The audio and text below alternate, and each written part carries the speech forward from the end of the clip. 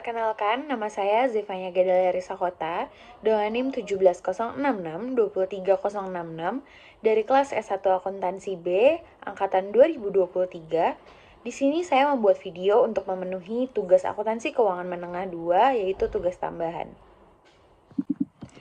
Baik, kita akan membahas soal yang pertama, yaitu Tobi ZNV, merupakan perusahaan dagang alat-alat rumah tangga. Nah, berikut ini adalah data-data keuangan perusahaan. Di soalnya itu ada income statement-nya untuk tahun 2025 dan ada juga tambahan informasi. Nah, instruksinya di sini adalah yang pertama, menyusun laporan arus kas 2025 parsial bagian operasinya saja untuk indirect method, dan yang bagian B sama, menyusun laporan arus kas 2025 parsial bagian operasi saja cuman dengan metode direct atau metode langsung. Oke, kita langsung ke jawabannya. Oke teman-teman, kita langsung ke jawabannya aja. Yang soal pertama tadi, susunlah laporan arus kas 2025 bagian operasi untuk metode tidak langsung. Nah, di sini kita buat laporan arus kas untuk aktivitas operasinya dengan metode tidak langsung, berarti yang pertama kali itu ada laba bersih setelah pajak atau net income sebesar 1.450.000. Nah, di penyesuaiannya itu ada beban penyusutan sebesar 85.000, penurunan inventory sebesar 500.000, peningkatan piutang usaha 200.000. Itu kenapa dikurang? Karena piutang usahanya meningkat. Terus ada penurunan utang usaha 340.000, itu juga dikurang. Lalu penurunan beban akrualnya 105.000 dan peningkatan beban dibayar di mukanya 175.000. Nah, penyesuaian ini tuh didapat dari informasi tambahan yang ada di soal tadi. Jadi 1.450.000-nya ini dikurang dengan hasil penjumlahan penyesuaiannya, yaitu minus 235.000, maka didapat kas bersih dari aktivitas operasi 1.215.000. Baik, selanjutnya soal yang kedua, yaitu susunlah laporan arus kas 2025 bagian operasi sama seperti tadi, cuma ini dengan metode langsung atau direct method. Nah, untuk jawabannya kita bikin laporan arus kas di bagian operasi seperti tadi, cuman karena ini dengan metode langsung, maka yang pertama dicatat adalah penerimaan kas dari konsumen, yaitu sebesar 7.300.000. Itu didapatnya dari mana? Dari sales revenue sebesar 7.500.000 dikurangi oleh account receivable atau piutang usahanya itu 200.000.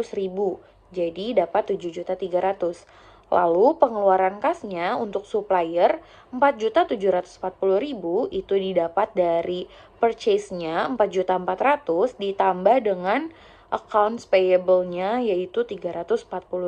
Jadi dapat 4.740.000. Nah, yang untuk beban operasi itu tercatat 1.345.000 itu didapatnya dari operating expense yaitu 1.150.000 ditambah oleh beban dibayar di muka 175.000, lalu ditambah juga sama beban akrual yaitu 105.000 dan dikurang oleh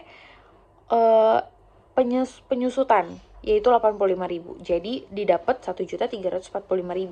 Nah, 4.340 ini 4.740 sama 1.345.000 ini ditambah dan hasilnya itu 6.085.000. Nah, jadi nanti 7.300-nya itu dikurang oleh 6.085.000, maka didapat hasil kas bersih dari aktivitas operasi sebesar 1.215.000. Oke, sekian. Selanjutnya ada soal kedua. Baik, kita ke soal selanjutnya yaitu mengenai accounting changes and error analysis. Di sini ada PT Fuadi yang mengubah metode pencatatan pendapatannya dari cost recovery menjadi percentage of completion. Nah, manajemen ini percaya bahwa pendekatan ini memberikan pengukuran yang lebih tepat, makanya diubah. Nah, di sini kan udah ada datanya ya di soal, yaitu ada income statement-nya untuk tahun 2021, 2022, dan 2023. Nah, dari data ini kita disuruh membuat perhitungan perbandingan pre-tax income dan perbedaan pajak dari kedua metode tersebut. Lalu yang kedua, kita disuruh buat jurnal awal tahun 2023 yang harus dibayar.